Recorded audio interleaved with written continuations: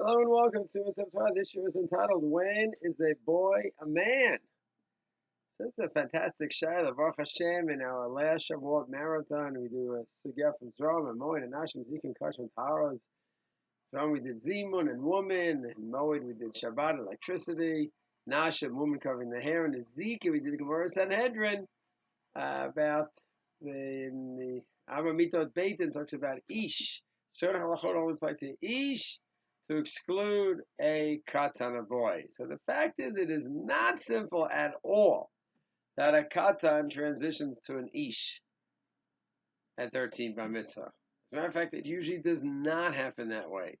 There are so many points of development halachically in the boy's life. It's amazing. So first of all, at 13, a boy is usually not bar mitzvah. Bar mitzvah means 13 plus physical signs of puberty. So it's with a girl at 12. So really, you should say, wait a second, if that's the case, where's the bar mitzvah? How's he laning? The answer is that really we don't know if he's truly bar mitzvah or not. We have a chazak, an assumption that he is 13 and he's mature already. And with that assumption, we rely on the boy to be active in mitzvot for the Klal Yisrael that are rabbinic in nature, to make a minyan, to be a zimun, kedusha, kaddish. But things that are biblical in nature, reading a Amalek, we do not have a boy read a Amalek. We will not have a witness at a wedding. So anytime you need an Ish, a full-fledged Gadol, we don't know if he's an Ish. We will not rely on an assumption. So it turns out that at 13,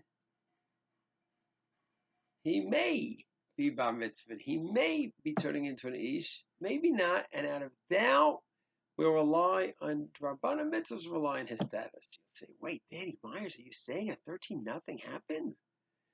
Well, there are certain mitzvot that he needs to be a ben dat and doesn't have to be an ish.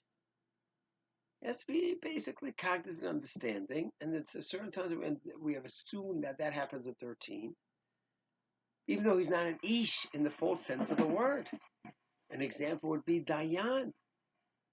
Shulchan Aruch brings down the opinion that he could be a Dayan at 13, even though he's not mature yet. And the Sefer Yerushalayim says, because there's a chazaka that he's a ben dat at that point. Nadarim. Until he's 13, we check, does he make an edit? Does he know what he's saying? 13, we don't need to check, the Rambam says. Why? Because there's an assumption he's a ben dat. So what's going on is that before bar mitzvah age, there might be certain things he understands. And the Torah might actually relate to those things in a certain way regarding the Darim. He might be called mazid, intentional violation, but just without a punishment. At 13, there's a possibility that he's an ish, and we rely on the chazaka that he's an ish for certain rabbinic mitzvahs, not the right to mitzvah. And at 13, there's a chazaka assumption he's a ben dat, and those mitzvot which don't need ish, the status of ish, but need just a ben dat, we rely on the assumption at he's 13, we rely on the fact that he's not likely a ben dat. So it's fascinating to see the growth of a child and the transition from katan at 13 to ish is not so simple as we would think. It's a sugya that needs to be explored. We're just touching a little bit on the surface of the sugya. Shalom.